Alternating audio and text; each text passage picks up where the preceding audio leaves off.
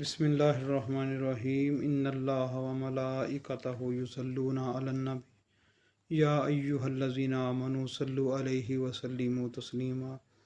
رسول اللہ صلی اللہ علیہ وآلہ وسلم کو جب کسی دشمن کا خوف ہوتا تو یہ دعا پڑھتے ہیں: اللہم انا نجعلک فی نحورہم وَنَعُوذُ بِکَ مِن شُرُورِہِم۔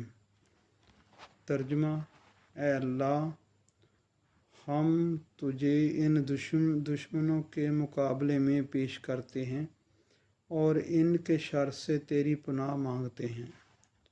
صحیح مسلم حدیث نمبر 2740۔ یہ دعا آپ صلی اللہ علیہ وآلہ وسلم جنگ یا دشمن کے خوف کی صورت میں پڑھا کرتے تھے تاکہ اللہ تعالیٰ کی حفاظت حاصل ہو۔ صلو علی الحبیب صلی اللہ تعالیٰ علی محمد صلی اللہ علیہ وآلہ وسلم۔